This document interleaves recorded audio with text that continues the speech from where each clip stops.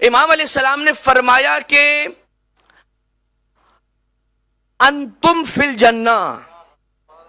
امام نے فرمایا کہ تم جنت میں ہو، یہ سوال نہ کرو کہ ہمیں جنت میں بھیج، فَاسْأَلُوهُ أَلَّا يُخْرِجَكُم مِّنْهَا، سوال یہ کرو کہ جس جنت میں ہو اس سے تمہیں خارج نہ کر دے۔ ایک مرتبہ ادب کا تقاضا رہتی دنیا تک،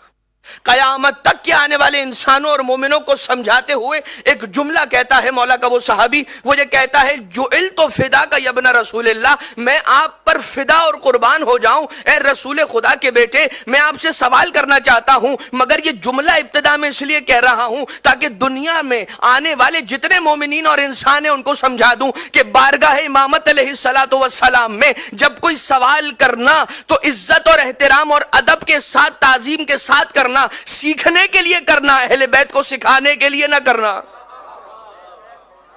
کہتا ہے جعلت فداک یا ابن رسول اللہ، اے رسول خدا کے بیٹے میں آپ پر قربان ہو جاؤں، نحنو فی الدنیا، آپ نے فرمایا کہ تم جنت میں ہو، میں یہ مولا آپ سے سوال کرنا چاہتا ہوں، نحنو فی الدنیا، ہم دنیا میں ہیں۔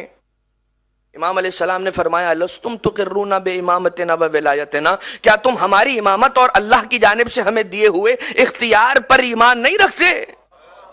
امام علیہ السلام سے کہنے لگا بلا، کیوں نہیں میرے مولا، میں آپ کی امامت پر ایمان رکھتا ہوں، اللہ کی جانب سے آپ کو دیے گئے اختیارات کو مانتا ہوں۔ تو امام علیہ السلام نے جواب میں ارشاد فرمایا کہ جب تم ہماری امامت پر ایمان رکھتے ہو، اللہ کی طرف سے دیے گئے ہمیں اختیار کو مانتے ہو، اور اس کے بعد اگر ہماری محفل میں آ کر بیٹھ جاتے ہو تو یہ نہ سمجھنا کہ دنیا کے کسی عام زمین کے ٹکڑے پر بیٹھے ہو، انتم فی الجنہ، یہ یقین رکھنا کہ تم جنت کے باغوں میں سے ایک باغ میں آ کر بیٹھے ہو۔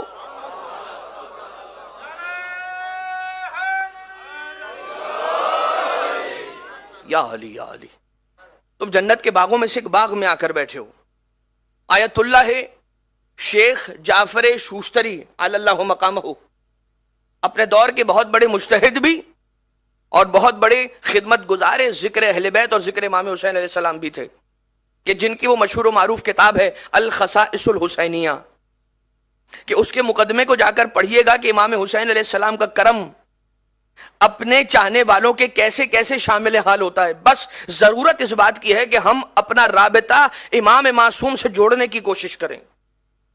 ہم امام سے غافل نہ ہوں، امام علیہ السلام سے اپنا رابطہ جوڑنے کی ہمیشہ کوشش کرتے رہیں۔ وہ یہ کہتے ہیں کہ جس جگہ پر، جس فرش پر ذکر امام حسین برپا ہوتا ہے، وہ فرش تحت قبہ امام حسین علیہ السلام کی حیثیت اختیار کر جاتا ہے۔ اب میں ان احادیث کی طرف نہیں جانا چاہتا کہ جو فرش عزا کی عظمت و فضیلت کے بیان کے اندر ہیں،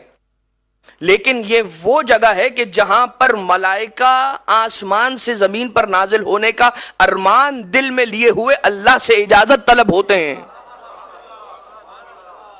اور جب فرشتوں کا ایک گروہ یہاں سے واپس عروج کر کے، صعود کر کے، پرواز کر کے پلٹتا ہے تو حوران جنت سوال کرتی ہیں یہ بتاؤ کہاں سے آ رہے ہو، تم میں سے بڑی خوشبو آ رہی ہے۔ میں یہ سوال کروں گا ہاتھوں کو جوڑ کر، اے جنت کی حوروں، آپ جنت میں نہیں ہیں، آپ جنت الفردوس میں ہیں، آپ نہ جنت عدن میں ہیں، آپ نہ جنت ماوا میں ہیں، آپ ہیں جنت الفردوس میں۔ جنتوں کی جنت کو جنت الفردوس کہتے ہیں، اور جنتوں کی جنت میں جو بہترین خوشبو ہے اسے مشک و عنبر کہتے ہیں۔ تو میں آپ سے یہ سوال کرنا چاہوں گا کہ ایسی خوشبو جو مشک و عنبر سے افضل ہو جائے وہ ان ملائکہ سے آ رہی ہے، تو وہ جواب دیں گے کہ ہم کہیں نہیں، زمین پر اس جگہ گئے تھے کہ جہاں پر حسین ابن علی کے ذکر کی محفل سجی تھی، جو عزادار آئے تھے، ہم نے اپنے پروں کو ان کے چہروں سے مس کیا ہے جس کی خوشبو آپ کو آ رہی ہے۔ سوچئے جب پروں کو جو مس ہو گئے عزادار کے چہرے سے تو پروں میں سے یہ خوشبو آ رہی ہے، سوچئے عزادار کے چہرے میں کیا خوشبو کا عالم ہوگا۔ یہ سب کچھ اس لیے ہو رہا ہے کہ نام حسین ابن علی جڑ گیا ہے ہر ایک فرد کے ساتھ۔